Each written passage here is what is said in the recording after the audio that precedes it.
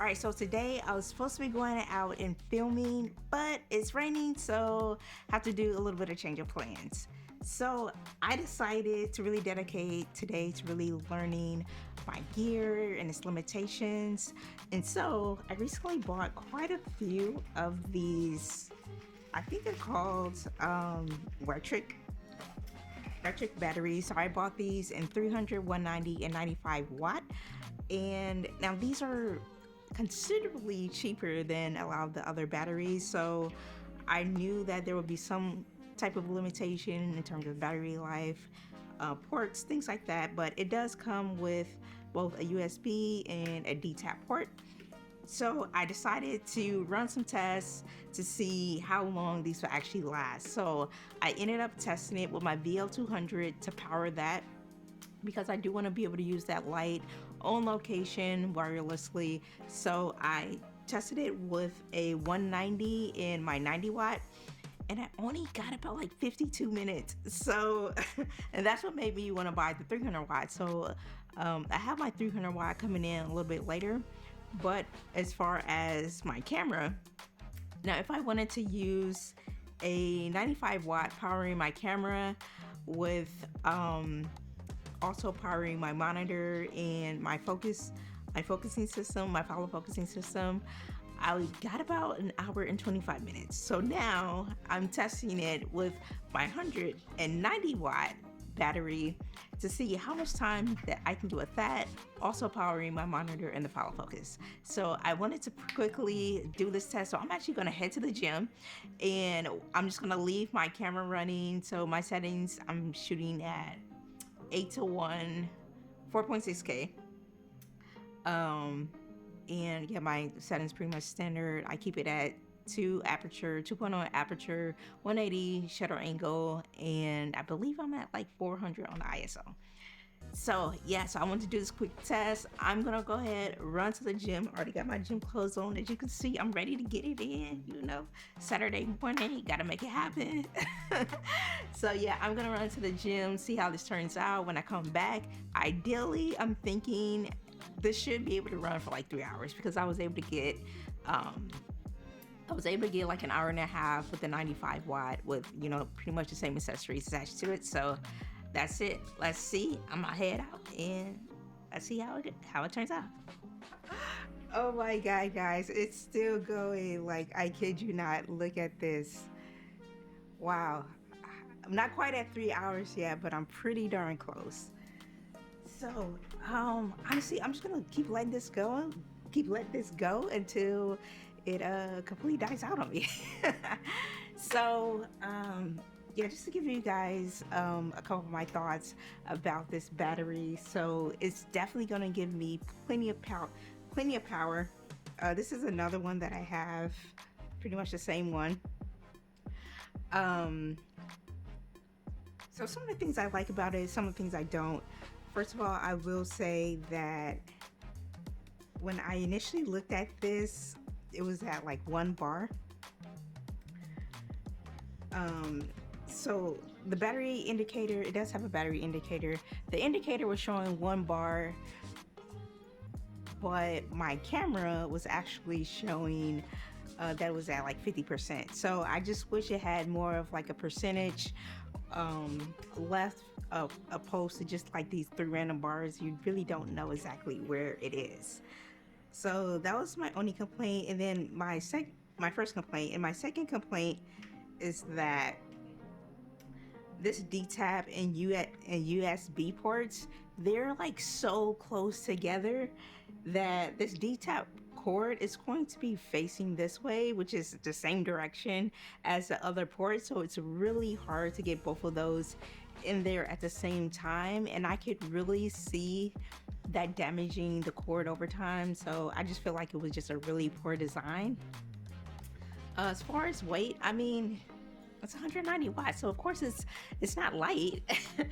But I mean, like, even for the more expensive lights, I mean, yeah, I mean, they're not super light either. Now, like I said, this is still going. It's been about 3 hours and it's still running. But one thing I will have to say is that when I look at my 95-watt battery, now this is really light, which I really love, but the only caveat that I had with this one is that my 48-watt core power based battery, I actually get, I want to say I get like 2 hours powering my 6K Pro, obviously at 6K. And with that, I'm not powering the monitor, but I am powering my focus, my my focus motor. So with that one, like I said, I'm getting 2 hours, and that's only 45 watts. So the fact that I'm only getting an hour and a half with this 95-watt battery tells me that you're probably only getting about half the power that you probably would with a more expensive battery. But like I said, like for these 190s or these bigger ones, I really can't give like an honest comparison because I haven't really used any other V mounts. These are literally like my first V mounts aside from my core base that I'm using to power my 6K Pro. So yeah, so those are things I don't like, but like I said, you're getting a decent amount of power and they're cheap. So if you were considering purchasing these, like I said, the 95-watt, I got this for $90, and that was after taxes. The 190, I got this for 120. It was about 127 after tax. I haven't received my 300-watt yet, but that one was 220, and I think it was like $10 tax, so like $230. Not a bad deal at all. So ultimately, I bought 2 of the 300s, 2 of the 190s, and I have 190, which I only bought the 300s so I can power my COB lights when I'm on location. But if I'm not getting enough power from that, then I'll probably just I'll go ahead and I'll return those, and I'll be satisfied with just these 2 190s and maybe a 95. So, and I will say too, this 190 is heavy. Like, I'm not putting this on my shoulder. Like, no, it's not going on there. But this 95 watt, yeah, I can handle this on my shoulder. Yeah, this is reasonable. And the thing about it is that it's not often that I'm running with this on my shoulder. 9 times out of 10, it's probably on sticks. So, like if I needed to, like get like some quick B-roll or something like that, then maybe I'll use this 95 watt. But aside from that, yeah, it's probably gonna have this 190 on there for sure. So I'm thinking what my setup will be 190s will be used for both my 6K Pro and my Ursa. I'll use the 300 for my light. This is a 45 watt core edge base. Now I typically use this on my gimbal, so if I need to put my 6K Pro on the gimbal, I'm not putting my Ursa on the gimbal. It's too heavy. Like I'm not some she-man, okay?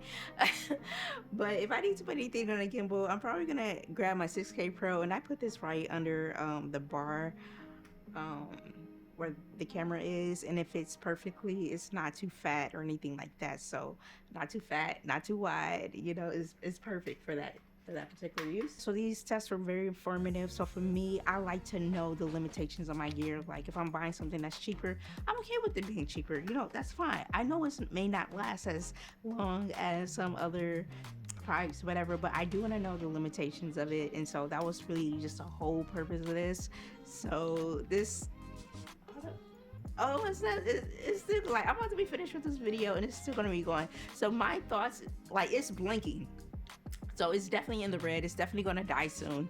So my thoughts, so we're a little over 3 hours, still going. We're a little over 3 hours, it's still going. So my thoughts is I'll probably get like 3.5 hours out of this, close to 4. So I feel like this will run probably for like another 30 minutes. Yeah, so like that's pretty decent. So one of the reasons why I'm getting like all of this set up is because I'm preparing for my first documentary. I was super excited, and I just want to make sure I really understand my gear and have like all the resources, because the last thing you want to do is be looking like a newbie when you're in the middle of the shoot. And even though you may be a newbie, you don't want to look that way. So, preparation is super important.